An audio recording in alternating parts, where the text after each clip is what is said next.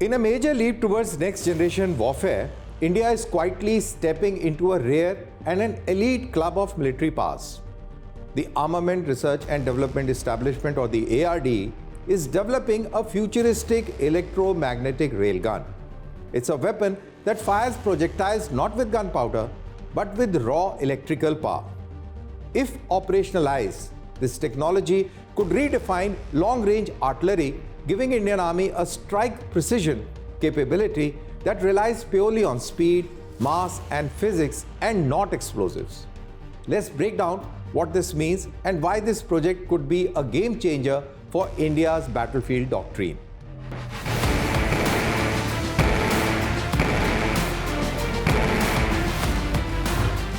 The Consultative Committee of Ministry of Defence, headed by Raksha Mantri Shri Rajnath Singh, visited Armament Research and Development Establishment ARDE Pune, a premier laboratory of DRDO under the aegis of Armament and Combat Engineering System Cluster on October 16th of 2025.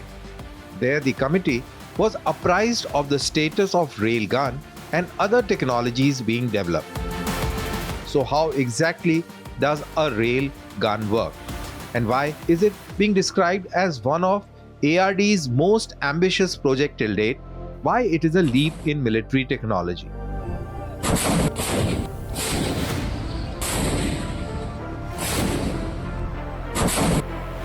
Unlike conventional artillery that uses chemical propellants to push a shell out of a barrel, a railgun operates on electromagnetic force.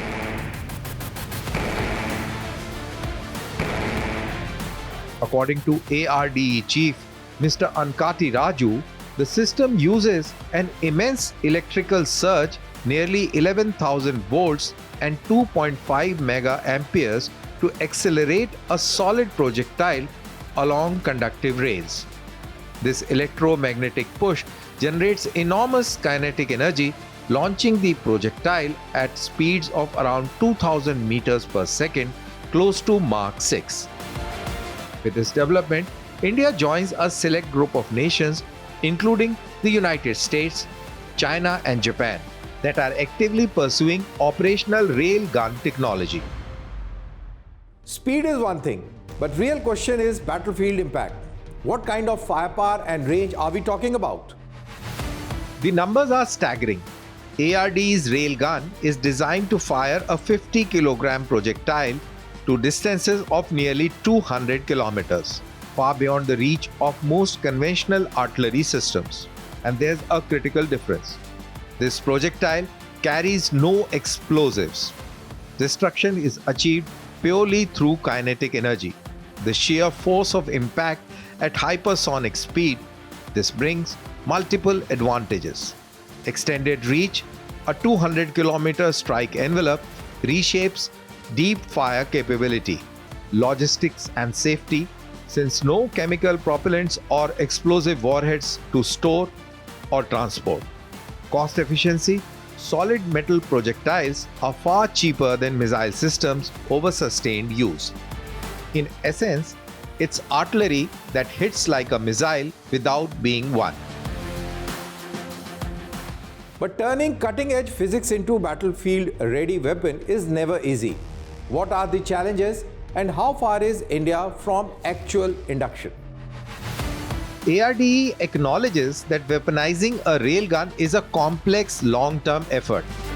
The current focus is on integrating critical subsystems, high-power capacitor banks to generate and release massive electrical energy, advanced rail materials capable of surviving extreme heat, friction and electromagnetic stress.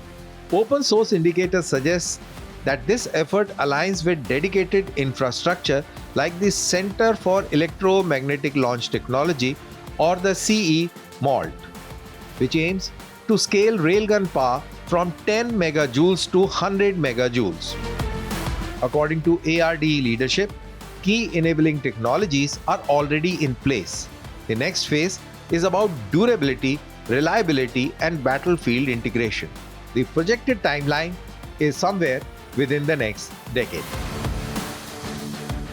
If successful, this railgun will not just be another weapon, it will be a strategic deterrent, a system that strikes at extreme range, at hypersonic speed, without explosives and with reduced logistical burden.